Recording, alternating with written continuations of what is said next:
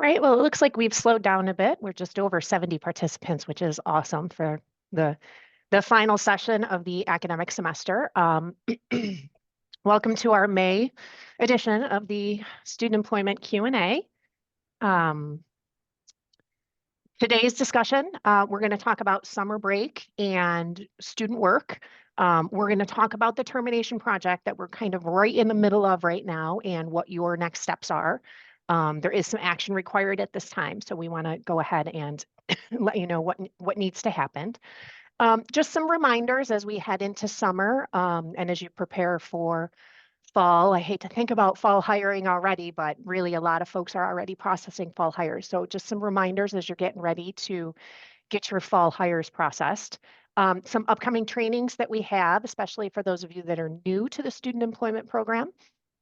And then we're going to have plenty of time for Q&A at the end. Just want to take a quick moment to thank our interpreters, Elisa and Jessica, for joining us today and providing their service. Those of you who are new to us, we are your student employment representatives. Myself, Rachel, Amanda's our assistant director. Lilith is our student employment assistant, senior student employment assistant.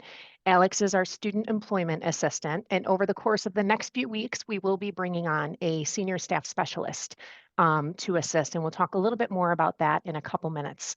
I do want to preface today's session just by asking for a little bit of patience today.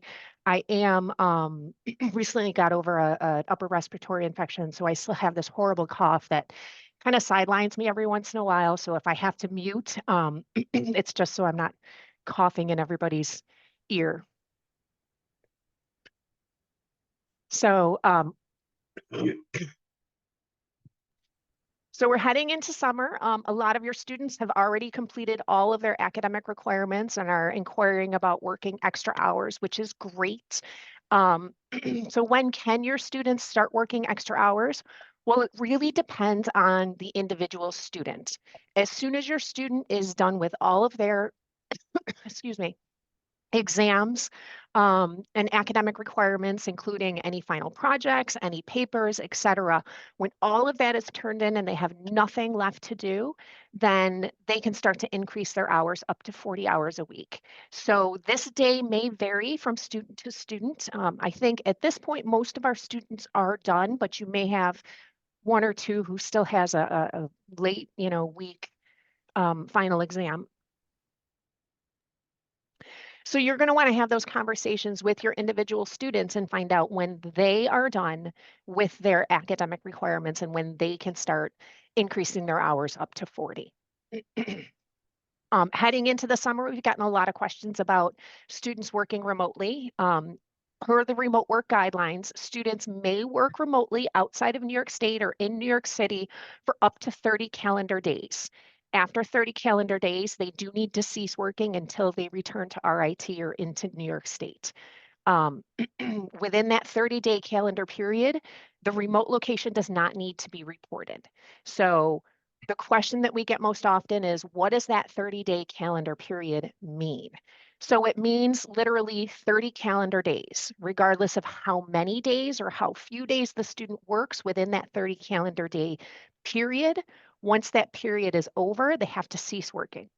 So if your student worker works their first remote shift on June 1st, then on June 30th, they have to cease working. So they've got 30 calendar days to work as many remote shifts as they'd like, but after that 30 days, they do need to cease. And we are, we do not require that location to be reported to us for that 30-day period. The guidelines were put into place out of a compliance need. We found, during COVID that a number of students were working outside of New York State. A large number of students that we were not even aware of were outside of New York State, some even outside of the country. And we just, RIT as a whole we just didn't know. Once we were made aware that students were working outside, we also identified a lack of guidelines for students working remotely. We are legally required to adhere to every wage and hour regulation for the physical location that a student is performing their work. Most states have different regulations than New York State does. And in some states, those regulations vary from even down to county or township to township. So you could have a state such as Pennsylvania where the regulations do vary from township to township. And we simply don't know all of the regulations from state to state and township to township. And the liability risk to RIT for allowing students, employees as a whole, to work remotely when we really just we don't know the regulations in the location that they work, it could lead to quite a situation for RIT when it comes to wage and hour guidelines. So we worked very diligently with human resources, with our on-campus Office of Legal Affairs, with an off-campus legal firm, Ernst & Young. We worked with the provost. We presented this to the provost.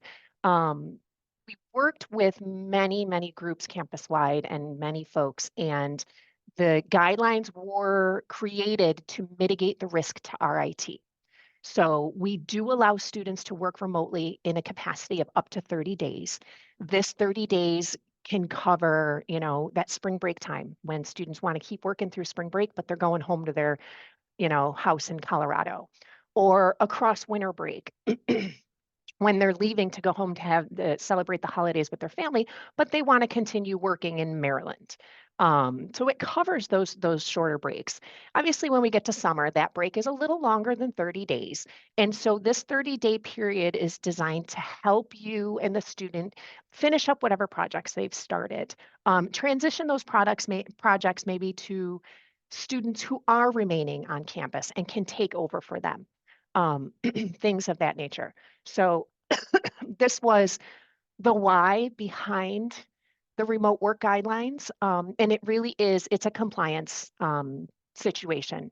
We just simply can't be compliant with all of the nitty gritty wage and hour laws in all of the states, counties, and townships across the country. So speaking of compliance, we're going to shift into this termination project that we have been talking about and actually launched early last week. Essentially, we have come across a situation, again, compliance, where we are finding a large number of time cards still open in Kronos, a large number of jobs that are still active for students who are no longer working those jobs. We understand departments hire students on and keep them on in hopes that they'll stay, with your department through all of their years at RIT. And in some cases they do, but in some cases they don't stay with you and they move on, and the job remains open, and we have zero hour time cards. So in order to be better in compliance and have time cards that are open for actual active students, our office, in partnership with the payroll office, has run a program where we have end dated all open jobs for all student employees. So any job that was in Oracle with no end date, we have effectively end dated May 30th. So any student that you had working for you that did not have an end date on their record, they were ended May 30th. Now, co-op students have an end date, they were not impacted. Graduate assistants have an end date, they also were not impacted. And students who are on federal projects, or really any projects for that matter, are required to have an end date on their job. So they were not impacted. This really was the students who had no end date listed on their job. They were end dated with May 30th. And we are now asking supervisors to go ahead and rehire those students who are going to be staying on with you through the summer. What you can do is I think I have more information. Yep. So your next steps, you can review your department personnel payroll data reports, and there is an FAQ sheet on our website available to you that provides you with the step-by-step instructions to run that report for your department. Go ahead and take a look at that report. And any students who you know are coming back to you this summer, you can go ahead and now rehire using the online hire tool with a start date of May 31st. As long as you are using May 31st as their start date, since we end dated them on May 30th, you're going to use the very next day, May 31st, and you're using that exact same account number that they were hired on.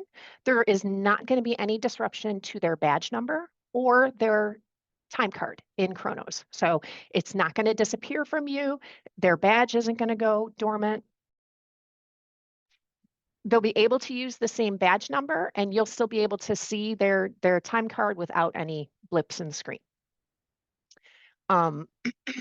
You can also use that department personnel payroll data list to determine your fall student employees. If you have any of those on that list that you know for certain are coming back to you in the fall, you've already viewed their eligibility email that they would have requested from our office, you can go ahead and rehire them as well, using their first day of work for the fall as their start date. So that way they'll reappear in your Kronos come fall for you for their employment in the fall. And you're not looking at a 0-hour time card that you have to sign off on every pay period during the summer. So it really cleans up your Kronos list for the summer. Only active student employees will be on your list for the summer. And then all of your fall student employees will reappear when you rehire them. All of these hires should be done through the online hire tool. If you don't have access, you can self-request through Oracle, but we are requesting that all hires go through that online hiring tool so that they can be pushed through the system and get processed in a timely manner. If you're unsure if your students were impacted by this project, you again take a look at that personnel payroll data report. You can look at the end date listed for your student employees. If students were hired recently, meaning after May 1st, they most likely were not impacted. We only end dated current active students as of last week. So if you hire them after May 1st, you know, their start date's not until May 17th, they weren't impacted. But you can take a look at your personnel payroll data report, and it will tell you, you know, what the start date is, what the end date is of the student, and kind of give you an idea of who was ended, who needs to be rehired, and who is all set. A lot of information on that personnel payroll data report. We'll also tell you what account number they were hired into, what their wage was, pretty much everything you need to know about that student hire.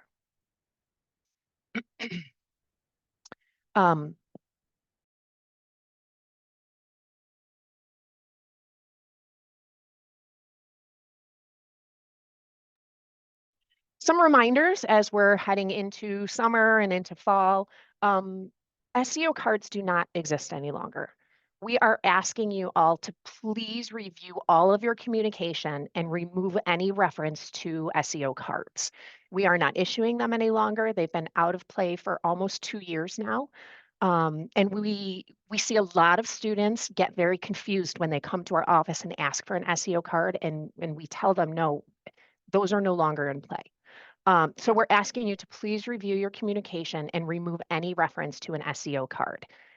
It also confuses our student employees who are, for the most part, relatively new and were not working for us when SEO cards were in play. So when we have a student come in asking for an SEO card, our own student employees can get confused.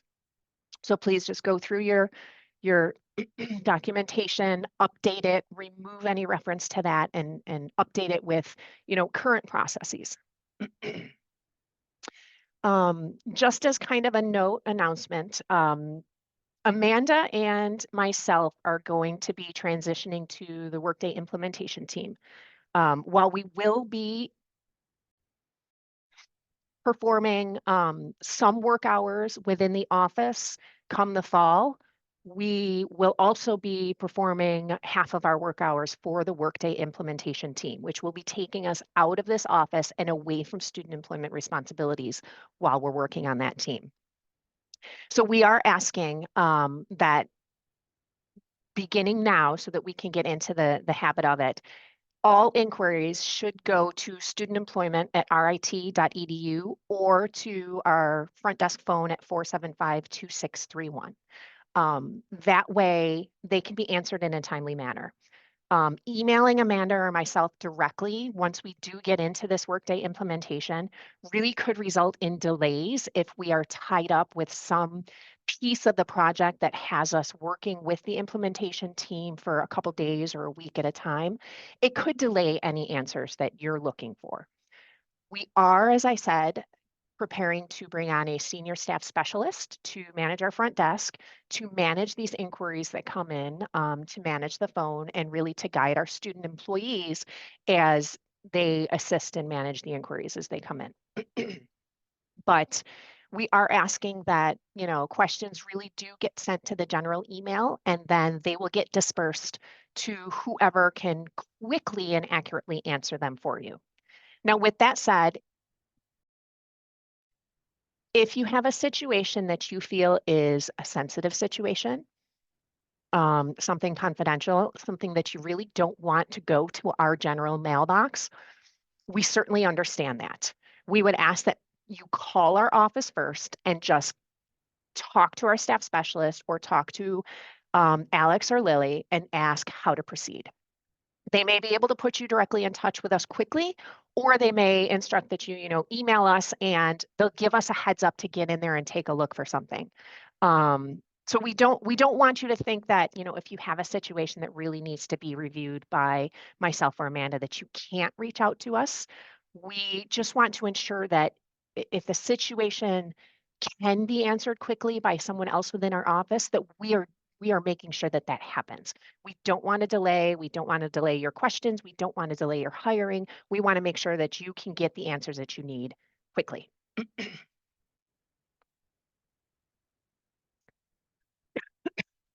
Another reminder, students cannot be paid an honorarium for work completed for RIT. Accounts Payable has received a number of requests over the past few weeks to pay students an honorarium for photography work, for videography work, for things of that nature. And RIT will not pay an honorarium for that type of work completed for RIT. So any type of work that a student is doing for RIT, whether it's photography, videography, performance type work, that all needs to come through the Student Employment Office, meaning the students need to be hired, they need to be paid an hourly wage, and they need to be paid for all time that they allocate to this, whatever it is that you're doing. So one example is, a student photographer who is taking photographs of an event and then needs to edit the photographs and deliver them to whoever hired them. Rather than pay that student a flat rate of, $200 an hour, that student needs to be paid an hourly rate for all the time that they perform taking those pictures. Anytime that they need to do any setup work, so if they have to set up backdrops before an event, set up their camera equipment, that's all paid time. Any time that they spend editing any images afterwards, any time really that's dedicated to this event, it must be paid an hourly wage. So the practice of paying students a flat rate for work completed is not a practice that RIT allows. So anytime that a supervisor attempts to put one of those type of situations through accounts payable, they will generally kick it over to our office because they will not pay it out.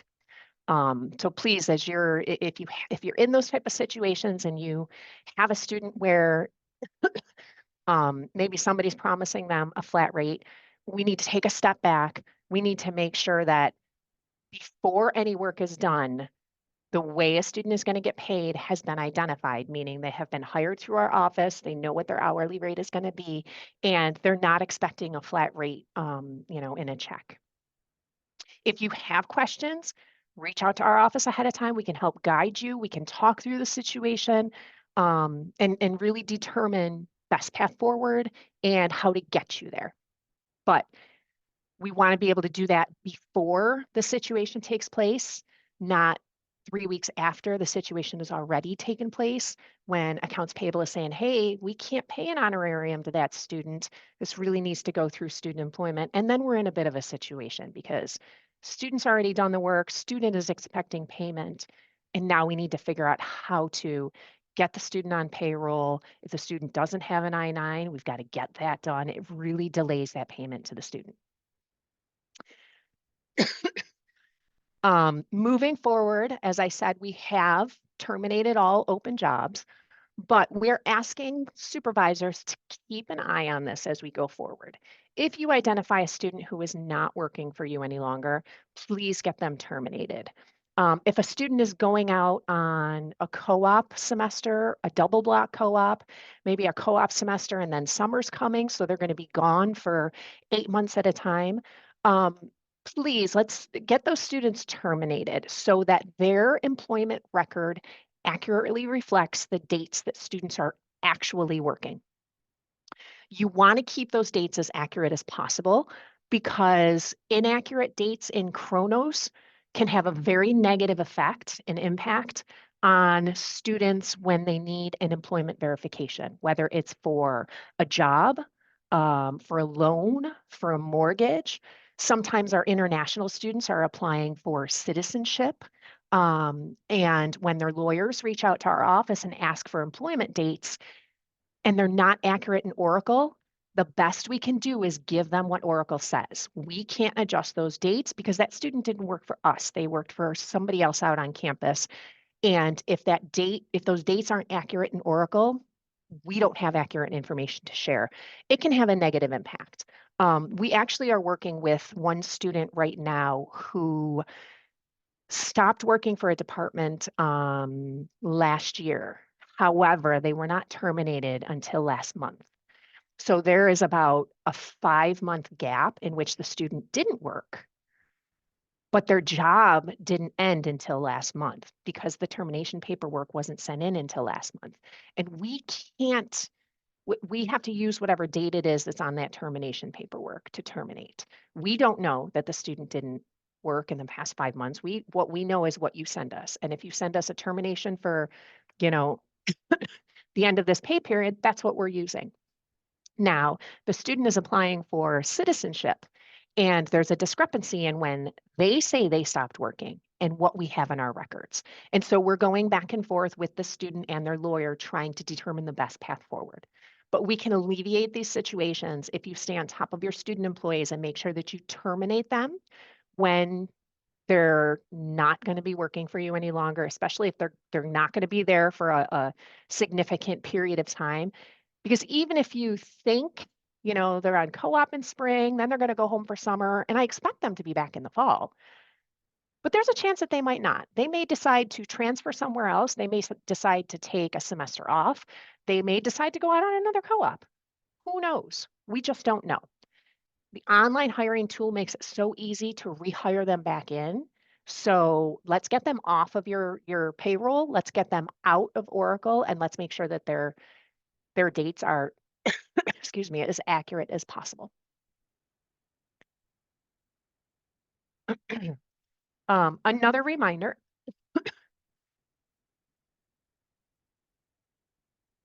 we have a large number of international student employees whose I-20s expire today in our system. What that means is they were scheduled or, expected to graduate this semester. So when they were issued an I-20, their I-20 expires at the end of the semester in which they're graduating. Some of these students have decided to extend, whether they're extending their thesis or they still need to do a co-op or whatever the case may be.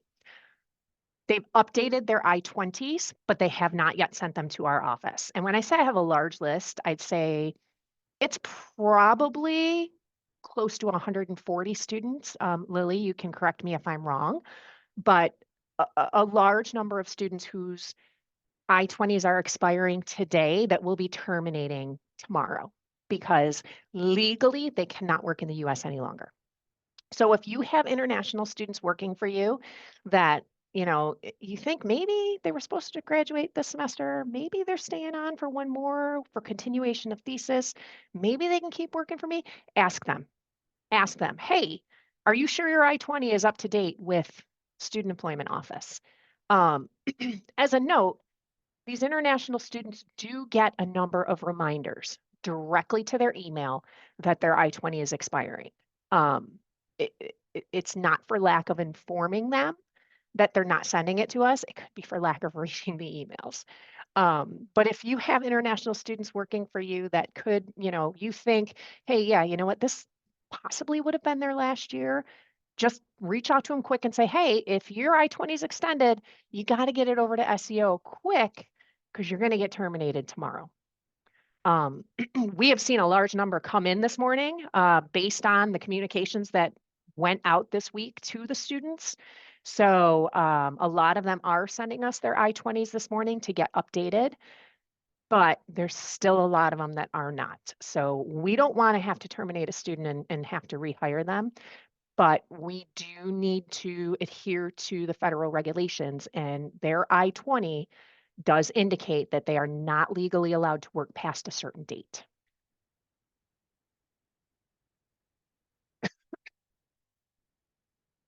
So for those supervisors who are newer to the student employment program, first of all, welcome.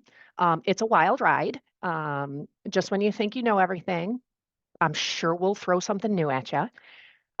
We do have a training program through the CPD called Student Employment 101. It is basically an overview of all things student employment related here on campus. So how to hire students, how to use Career Connect to post job postings, um, et cetera. When can a student start working, how to trigger an I-9, all of that information is through these Student Employment 101 trainings. We've got 2 scheduled in the upcoming weeks. The first one is May 30th at 10 a.m. The second one is June 12th at 1 p.m. You can register for those through Talent Roadmap. They are done virtually, so you will get a Zoom link shortly before your scheduled session. But if you are new to student employment here at RIT, or if you just want a refresher, if you want to see what's new, and we haven't covered it in these Q&A sessions, then please feel free to register for one of the sessions. We try not to waitlist anyone. So if you get to the point where you potentially could be put on a wait list, we try to open it up to as many people as want to register. So even if it says full, go ahead and get on that wait list, and 90% of the time we will be able to let those on the wait list in. We don't want to limit information out to people. We want to make sure we're providing information out to people. So those sessions are coming up. They're about an hour long. We go through, all things student employment related, and then we do allow for questions and answers afterwards. So we did have some questions come in ahead of time, some great questions. So we'll go through those really quick. When students come in to ask about W-2 for tax purposes, where do I direct them? So you would direct them to the payroll website. Student employees can print their W-2 the same way that faculty and staff can print their W-2. It's the same exact process. So you can point them to the payroll website. There is a step-by-step process listed right on their website to help them be able to get in and print off their W-2. If they continue to have issues, can't access it, etc., they can reach out to the payroll office via email at payroll@rit.edu, and payroll will provide them some additional guidance. But first and foremost, direct them to the payroll website. There is a step-by-step instructions on how to access their W-2 listed there. What is the reasoning behind why student employees are not allowed to work remotely? I did cover that earlier, but it really has to do with compliance and the wage and hour laws within each state and county or township within those states. Is there a list of required trainings for student staff upon hiring? For example, PCI, bloodborne pathogens, etc. So all required trainings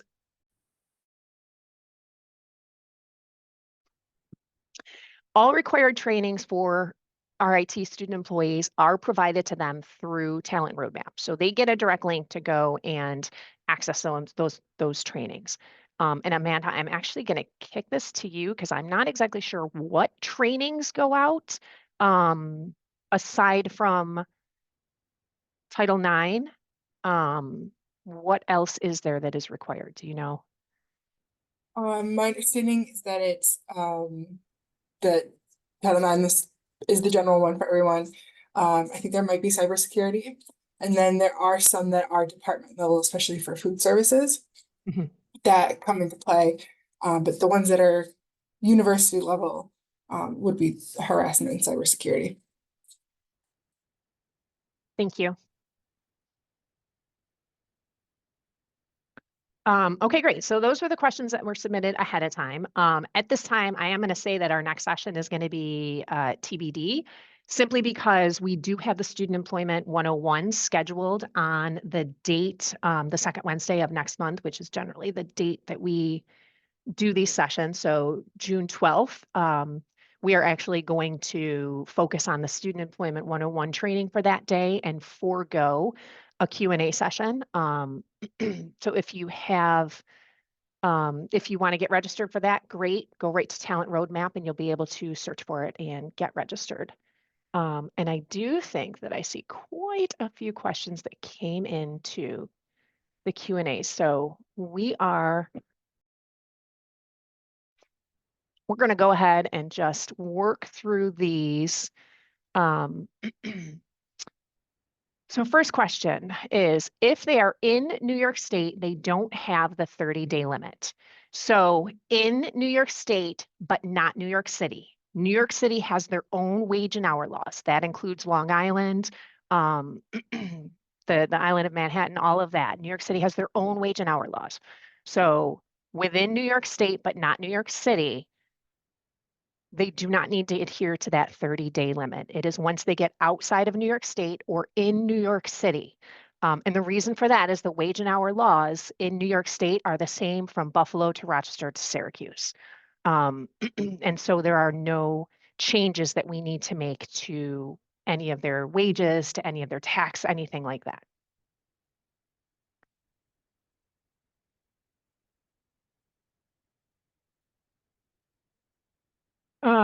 Can my student workers work May 12th through 15th, actually May 13th through 15th, Monday through Wednesday? On the calendar, it is listed as the break between spring and summer term. So that would be considered summer employment because it's after graduation. As long as they are eligible to work during the summer, absolutely, yes, they would be able to work those days. Summer eligibility is they were registered full-time for the spring and they have at least 3 credits registered for either summer or fall. So full-time for spring and either 3 credits for summer or fall, and they can work during the summer period.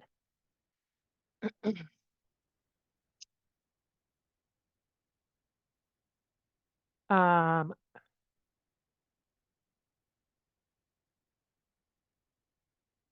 So yes, Nikos, that is the correct policy. The policy is available on our website. If you go to rit.edu/student employment, click on the supervisor's side and then look for remote work policy. You'll be able to review all of those guidelines for remote work. What is the renewal period for this 30-day limit? For example, student works 25 days remotely during the summer and another 10 days remotely during the fall. Would this violate the 30-day max? So during fall semester, there are no breaks that would put us in this 30-day question. Once classes start in the fall, there are no significant breaks. October break is not considered an academic break. So there really are no breaks in the fall that would really put us into this 30-day question. So as you head into summer, They can work a 30-day period throughout the summer, and then they need to return to RIT, well, Rochester, to continue working. And then once fall hits, most students are going to be back in Rochester anyway, so it really does not have an impact. After we rehire the students, will they have a new badge number? So again, if you are rehiring students from this termination project, we terminated on May 30th. If you rehire on May 31st using the exact same account number that they were hired on that ended the 30th, there's not going to be any disruption to their badge number or their Kronos time card. It will just seamlessly term, rehire, no disruptions.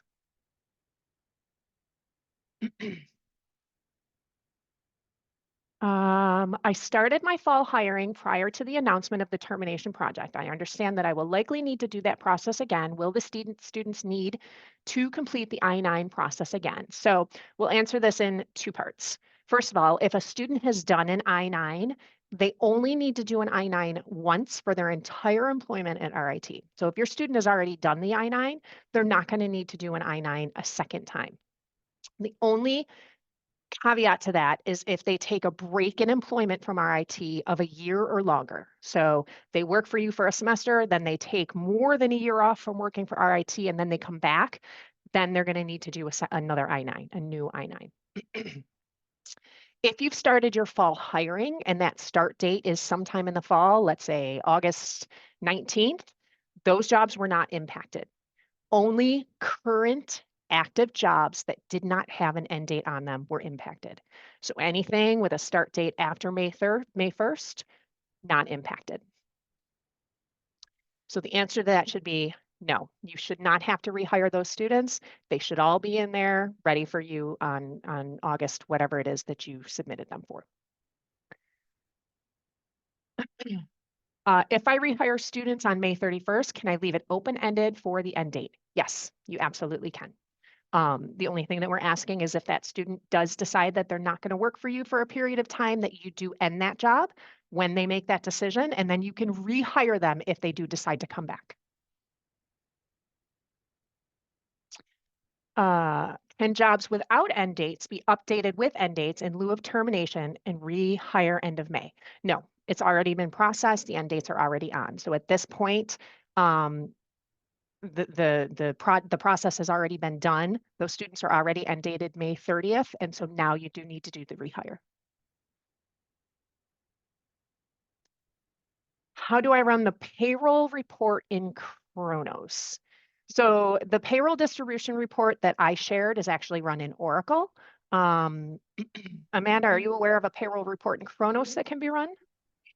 I am not familiar with that, but I was gonna say, if you could just make me co-host, Rachel, and I'll send a link to the instructions for that, the Oracle report, because I think we have another question later down that also asks for that, so I can share that. It's also linked in the email that was sent out this morning. The FAQ has those instructions in there as well, so that email is a quick reference as well.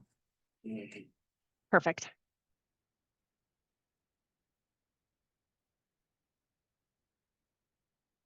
How will the termination rehire process affect the 30-day calendar day rule for a remote working student? It won't. It has no impact on the days that they're working remotely. It's not impacting the student's actual employment. It's impacting the dates that they're hired into Oracle. So if a student is starting to work for you today for 30 days, and they're end dated for May 30th, and you rehire them for May 31st, they still have to stop working 30 days from today remotely.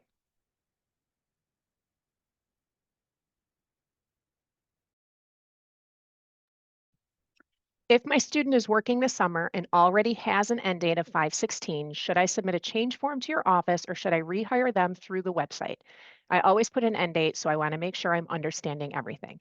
So if your student had an end date of 5/16, they were not impacted by this termination project. Anything that already had an end date, we did not touch. So you're going to want to submit a hire form through the online hiring tool to rehire them. If their end date currently is 5/16, then you're going to want to rehire them on 5/17 so that they repopulate into your Chronos seamlessly with no hiccups to their time card or their badge number.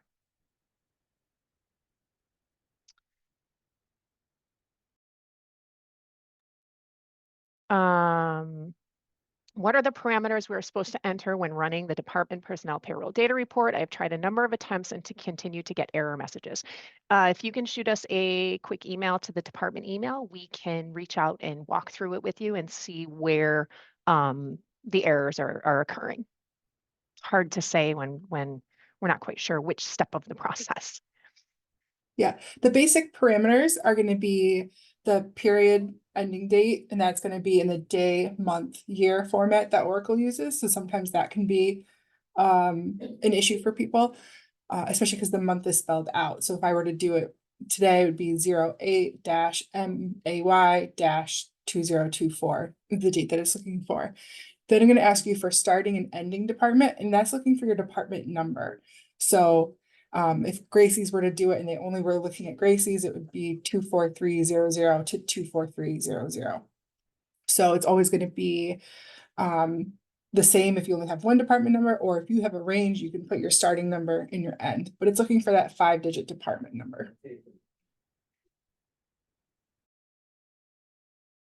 Thanks, Amanda. Who do we loop in to give you a heads up on a termination? So for right now, it can be either Amanda or myself.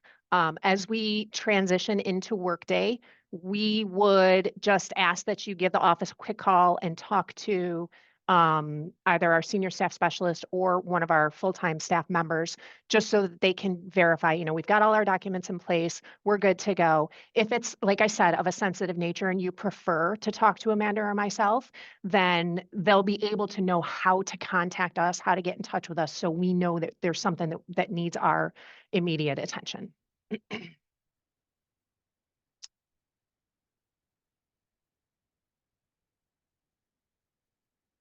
I'm not quite sure what this question means. So whoever sent this, if you could just give me a little bit more, elaborate on it a little. It says, is this true for research stipends, sometimes called SERFs, like the Emerson Fellowship in College of Science? I'm not quite sure the context of that question. So if you could just maybe elaborate, I could provide a better answer. What about payment for commissioned artwork?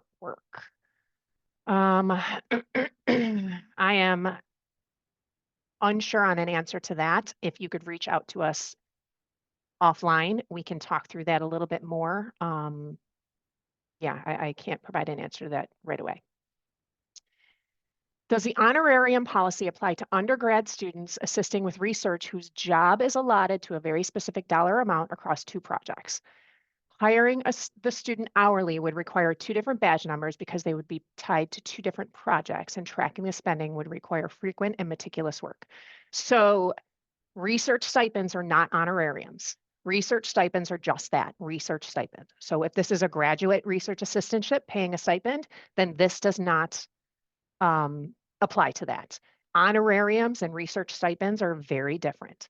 If you have students during the summer doing undergraduate research roles, which there is an undergraduate research stipend opportunity during the summer, again, that is not an honorarium. They're very different.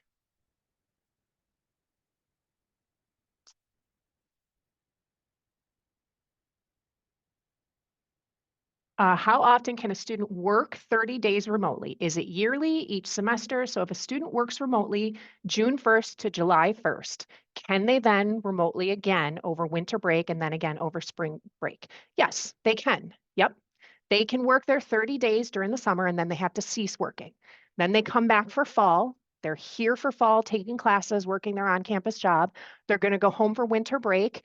Yes, they can work remotely and it's not a 30-day period during winter break. Then they come back for spring.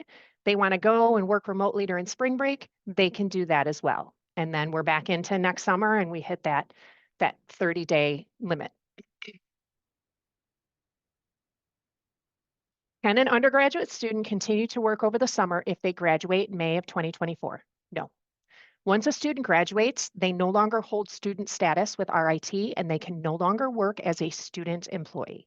You have the option of hiring them either as a staff member or you can hire them as a temp through Datros, but they have to stop working. They cannot work beyond graduation day.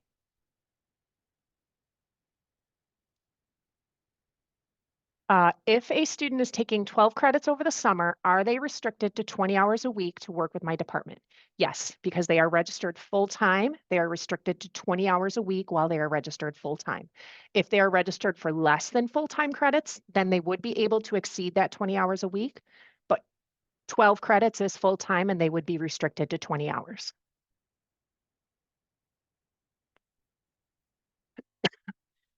Where can you find the personnel payroll data report to view the students and start and end dates? Amanda just put the link to that in our chat if you want to take a look there. It is also available in the FAQs on our website.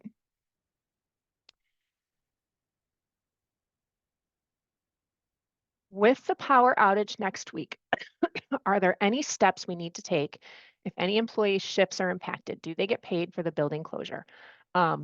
I am not aware of a power outage next week, so it must not be impacting my building. But yes, if their shift is impacted because of a power outage and they cannot come to work, then they are entitled to building closure pay.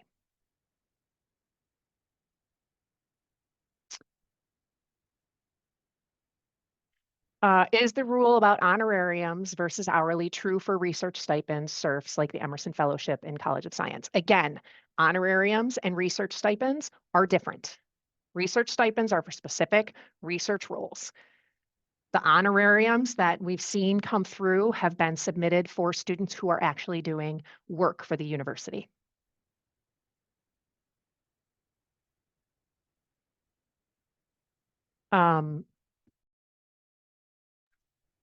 Okay, this is a great question. This one actually came to me earlier today, and I'm glad that the person that sent it to me earlier today did submit it here as well, because I did literally get an answer to that about 3 minutes before this session started. So I'm glad that I can share this answer with not only you, but the entire group that's on today.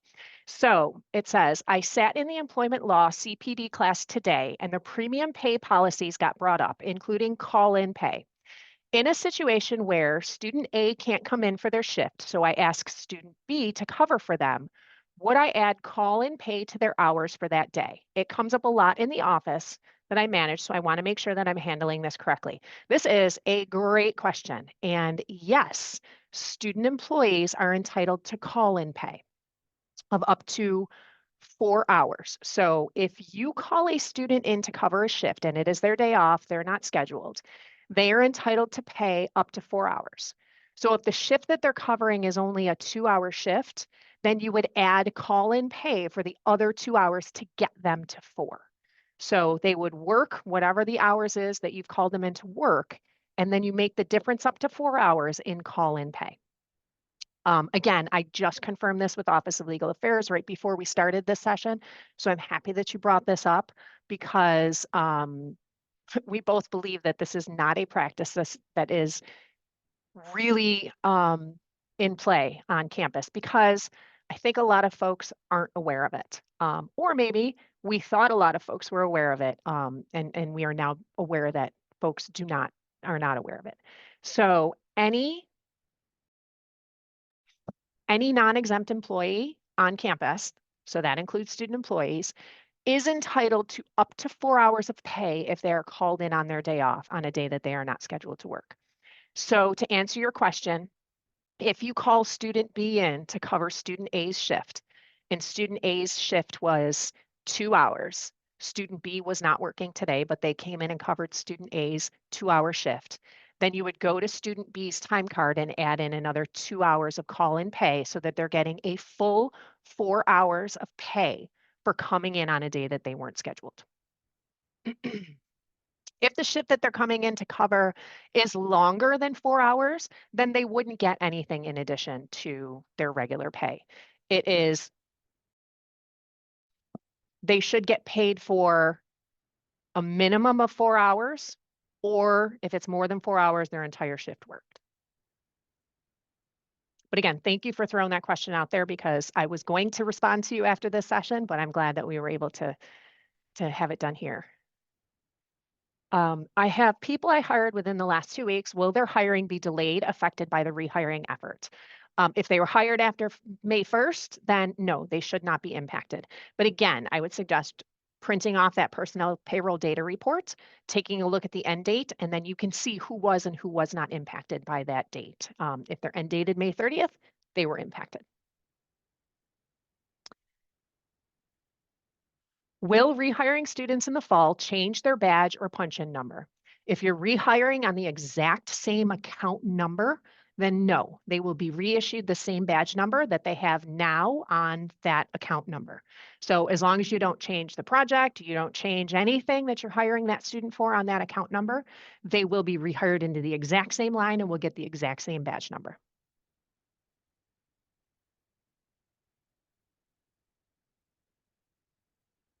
Does the SEO help to handle student employee computer accounts, or is this strictly related to ITS? Strictly ITS. We have no involvement in that. I believe those requests are put through the RSC.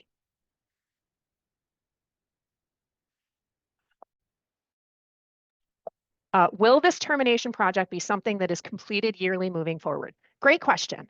As of right now, we're leaning towards no. It is not going to be something that we'll do again. There were a number of reasons that this was done. First and foremost, it was compliance. We needed to get all of those 0-hour time cards out of Kronos. Part of the other reason for doing it is that we also need to ensure that we are only bringing active student employees over into the Workday project. So all of those 0-hour time cards, all of those open jobs that students are not reporting hours to, we can't bring those into the Workday project. We can't shift those into Workday. We can only bring in students who are actively working for RIT. So that was another reason. And then lastly is that moving forward, we are associating a supervisor to every single job that a student has. So in the past, we would only associate one supervisor to a student's employment record as a whole. We are now associating a supervisor to every single job that a student has. So if a student has a job in dining and they have a job in our office and they have a job in ITS, they're going to have 3 supervisors listed, one on each individual job. That is new, and that is by everybody submitting their hires online. The online hiring tool automatically assigns the supervisor to that job based on what you enter in the online tool. So to get up to that compliance piece of it, that was another reason we ran through this termination project, was so we could hit all of those points and make sure we are completely compliant in bringing good information into Workday. You know, the old saying, garbage in, garbage out. We don't want to be bringing in garbage because then the new ERP is just going to be spitting out garbage. We want to be transitioned into a really good, clean, streamlined system.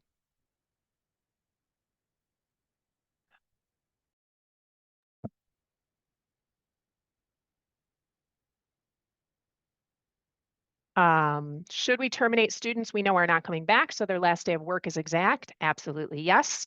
It's very important that you do this so that in the future, if a student is having an employment verification done for a job, a loan, to apply for citizenship, they have an accurate employment record on file with us.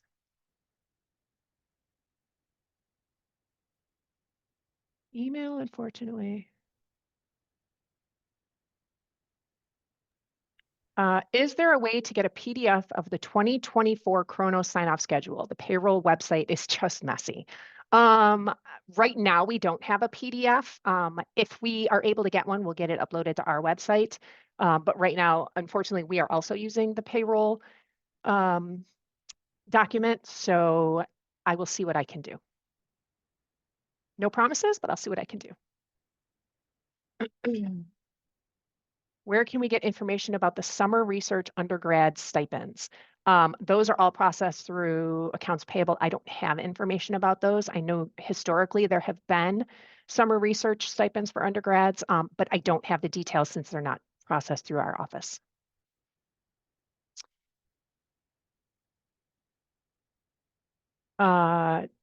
Do we need to resubmit change forms, advanced level job descriptions for any students making wages above minimum wage, or is the advanced rate checkbox listed on the online hiring tool sufficient?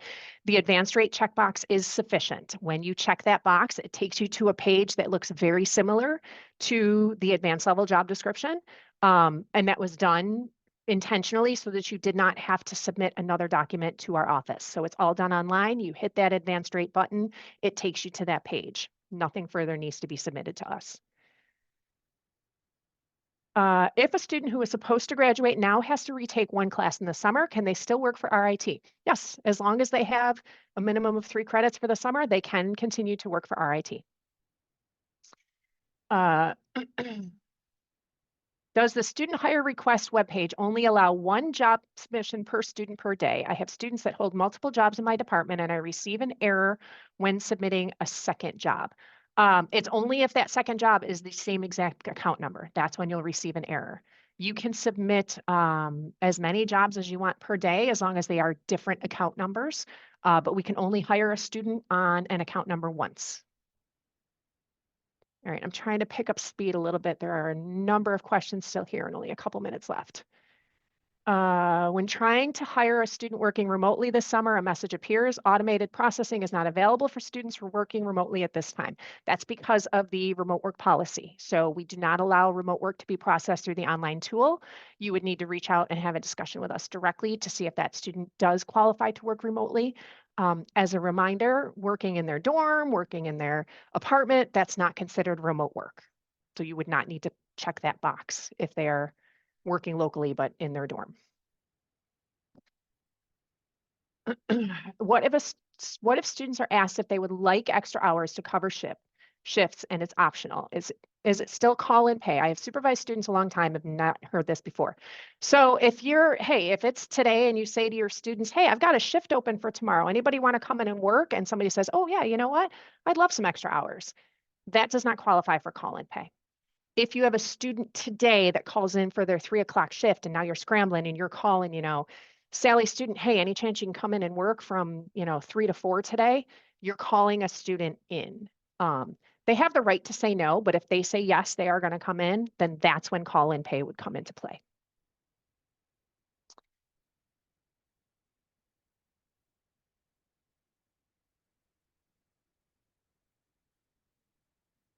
Nico said that if you have specific account questions, please feel free to reach out to him. His email is kafrcc@rit.edu. Thank you, Nikos.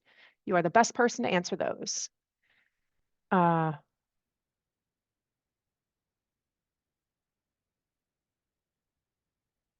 For student employment extensions, are they still done via the paper forms versus online?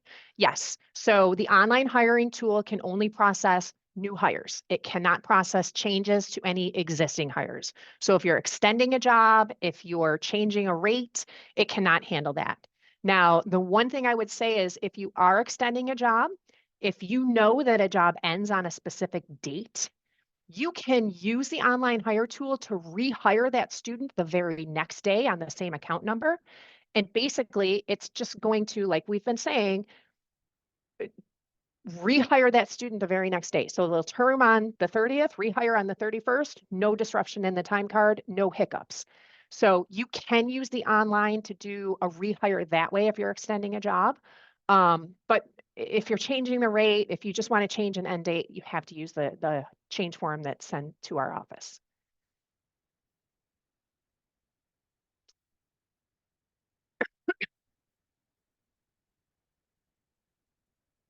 Will this mass termination also clean up the talent roadmap supervisor reports as well? Yes, I believe it will. Do we have to do the advance rate form again for the rehires? If you're using the online tool, yes, because that's the only way that the system will allow you to put in a rate higher than minimum wage. If you don't click that advanced rate button, the system is automatically going to hire at New York State minimum wage, which right now is 15. So if you want to pay your student $15.20, you have to click that advanced rate button to get to the next page so that you can actually manually type in that higher rate. And I hate to say this, but we are at 2:30 and I have to be mindful of our interpreters because they are only available to us for an hour.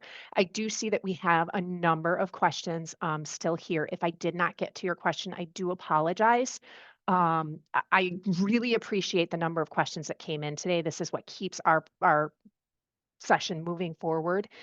please do me a favor and send us those questions to studentemployment@rit.edu, and I will work on responding to you with an answer.